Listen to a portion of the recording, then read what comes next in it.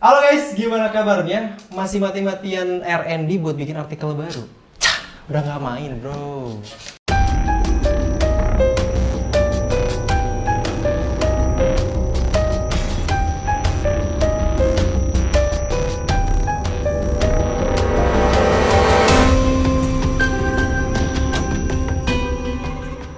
Yo, balik lagi sama gue Oki di konten Detective Show. Nah, kali ini gue masih overthinking nih soal brand fashion di dunia yang belakangan ini lagi sangat-sangat problematik banget. Mulai dari Zara soal kampanye mereka yang rame di Twitter, terus yang kemarin rame di Twitter juga ada bukan Zara tapi brand lokal.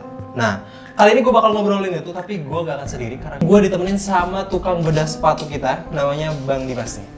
Halo guys. Nah Bang Dimas, gue kan akhir-akhirnya tuh lagi overthinking banget nih gara-gara kampanye Zara kemarin yang sempat rame. Terus kemarin banget nih ada Porty Goods yang nyindir brand-brand yang masih mikirin soal R&D. Ini gimana nih menurut pendapat lo? Satu-satu dulu aja ya. Oke. Pertama Zara dulu deh. Kita kan sebenarnya udah sempat angkat ya. Tapi POV gue nih soal Zara itu makin ngebuka bobroknya si Zara sebagai brand yang problematik. Karena apa? Ya. Kalau kita ngomongin di industri fashion nih, setahu gue, kalau ada brand fashion mau bikin campaign, mau nge-shoot campaign gitu ya, itu memang udah di-planningin. Mulai dari planning shootnya, nuansanya seperti apa, itu kan dia akan menyesuaikan dengan atmosfer si audiensnya dia, marketnya dia, feel-nya tuh lagi kayak gimana. Dan kalau kita tilik kan sekarang yang diincar itu kebanyakan Gen Z, milenial gitu ya, yang dimana kita hidup di nuansa perang gitu. Ya perang apa? Perang di Palestina. Dan makanya ini tuh udah by design banget, sengaja banget untuk mengeksplor nuansa-nuansa perang itu diangkat ke campaign-nya. Iya. Jadi problematik banget. Kalau Zara ngaku ini tuh nggak ada hubungannya cocok logi aja.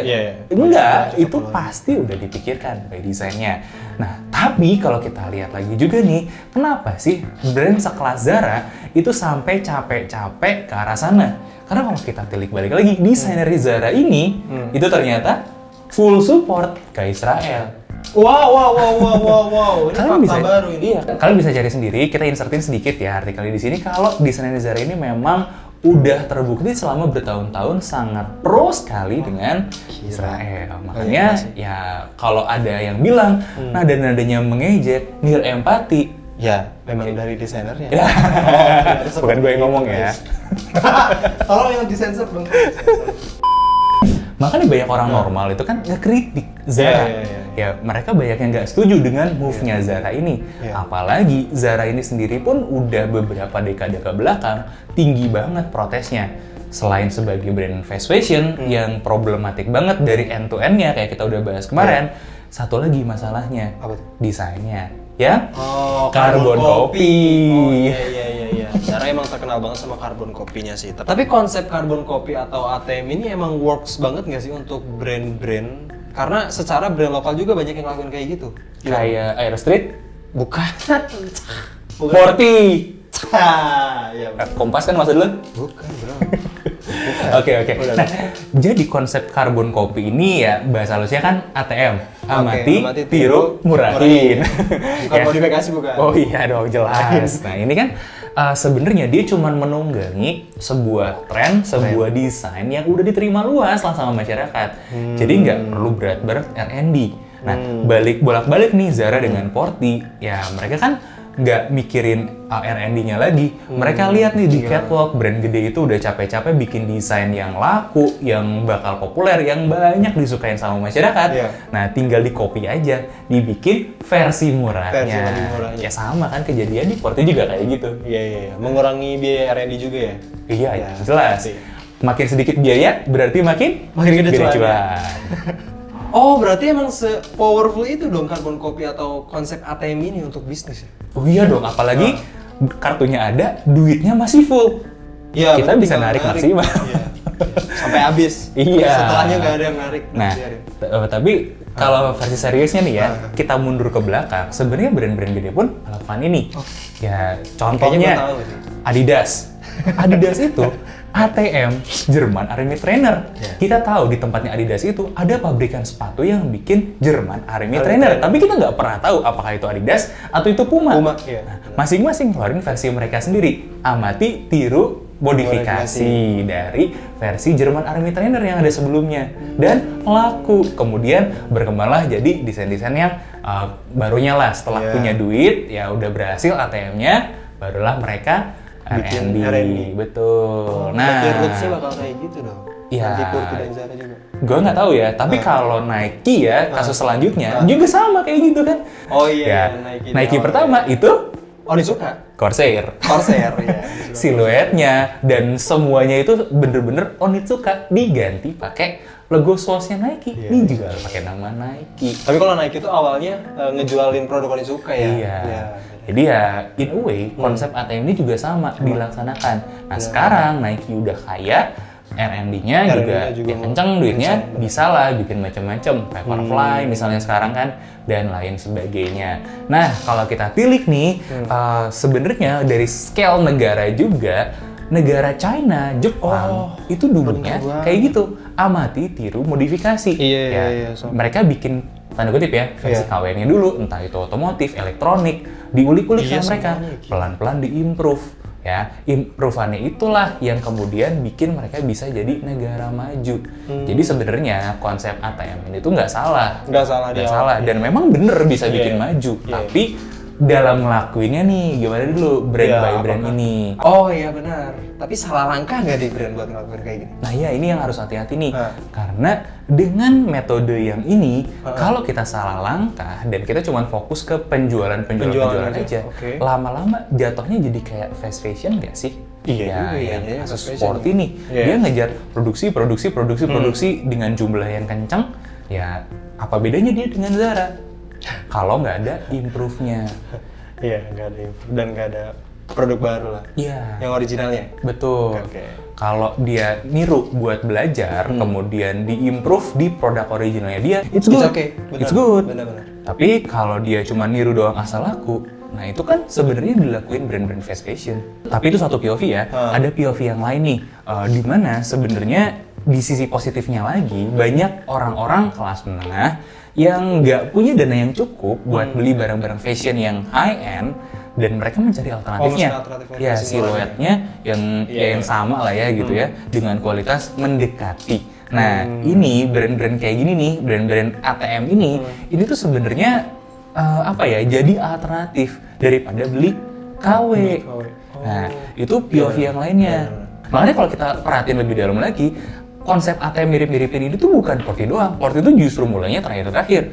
Dari dulu sampai sekarang brand lokal itu kan terkenalnya gara-gara Ya, niru-niru dari luar. iya, mirip-miripin. Iya, iya. Mau apa kayak mau Aero Street, mau Owl May, mau apa semuanya itu pasti ada versi lain di brand luarnya. Owl May. Yang which gue juga oke gitu Iya, dengan itu. Tergantung sikap mereka ke depannya sebenarnya mau seperti apa. Nah, apakah terus-terusan ngikutin doang? Iya, Atau dengan tadi- kualitas yang Iya, rendah kualitas gitu yang kan? rendah, mereka Atau- mulai R&D sendiri. Yes, betul. Berarti emang semua keputusan ada di brandnya. Betul. Tinggal bikin mereka. Betul. Oke.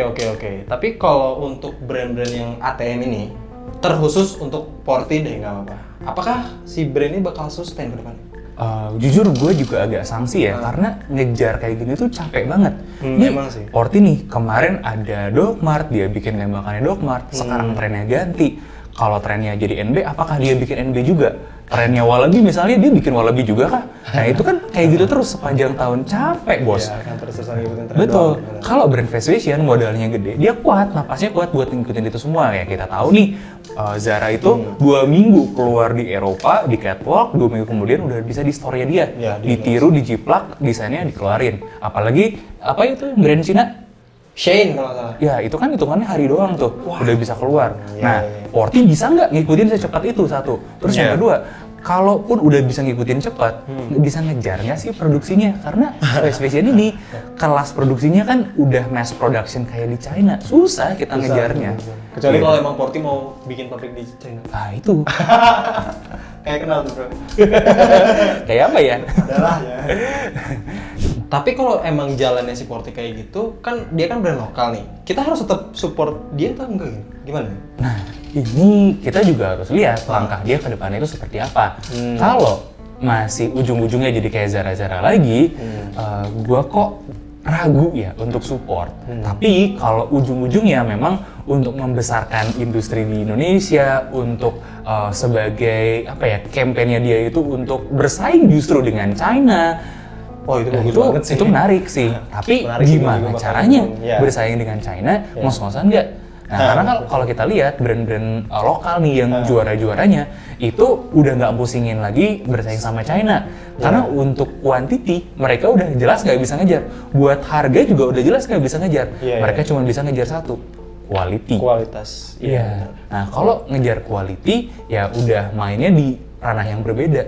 Nah, kita bisa jadi negara produsen bisa, tapi bukan kelasnya China. Bukan untuk kuantitas ya? Iya, jadinya kayak Eropa. Eropa kan bikin produk masih ada yang in-house ya di benua Eropanya. Tapi kualitasnya. Betul, kualitasnya juga bagus. kualitas. Dan itu kan grade-nya juga udah kayak barang-barang mewah. Nah, beberapa brand lokal yang gue tahu macam Sagara, Fortuna, itu ya tekstur juga melakukan hal seperti itu. Nah, kalau kayak gini, yang ini sih gue positif mendukungnya karena lebih masuk akal buat gue untuk memenangkan saingan daripada saingan produksi-produksian sama Cina. Berat, bro. Tapi kalau Porty terus-terusan ngikutin tren dan dia bikin produk untuk ngikutin tren itu, apakah dia nggak disebut sebagai brand KW, bro? Kalau kayak gitu? Ini kalau kita pilih di dunia fashion, sebenarnya udah ada yang kejadian, yaitu Zara, H&M, dan brand-brand fast fashion yang lain. Di mana, tanda kutip ya, quote and quote, dia itu, mereka ini meng-KW-in barang-barang yang hype. Yang hype, ya. Yang hype, yang dari brand-brand ternama lah. Dan apakah image mereka jadi KW? Jawabannya enggak. Tapi buat orang-orang yang di Hive, yang punya duit, yang paham barang, mereka jadi malas pakai Zara. Ah, ini kan kopiannya Dior, ini kan kopiannya apa gitu kan. Nah, jadinya kayak gitu.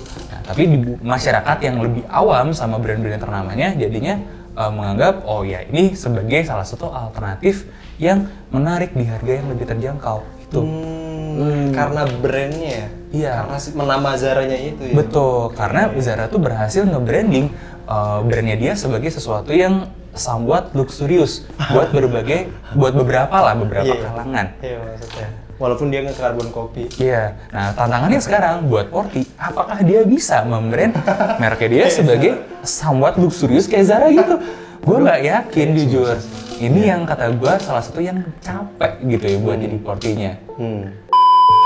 Nah, buat lu Porty dengerin, lu mau kayak gini terus, gue bakal pantau bisnis lo terus-terusan, gue bakal pantau brand lo selama 5 atau 10 tahun. Apakah lu masih bisa atau apakah lu masih bisa sustain untuk ngikutin tren dan lu bikin produk kayak gini terus? Atau lu bakal punya inovasi yang bisa ngebikin brand lu menjadi kebanggaan Indonesia?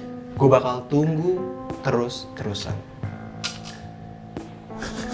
Jadi kalau menurut kalian gimana? Coba tulis di kolom komentar. Jangan lupa like, share, dan subscribe konten ini. Gue Oki pamit undur diri. Dan gue Dimas, pamit undur diri. Bye-bye.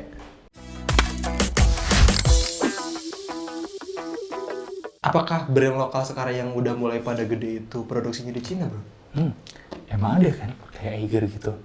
Nah, Eiger, Aztec tuh gue lihat tuh. sama ada brand yang bilangnya lokal, ngakunya Cina. Wah, apa bro? Kok gue gak tahu?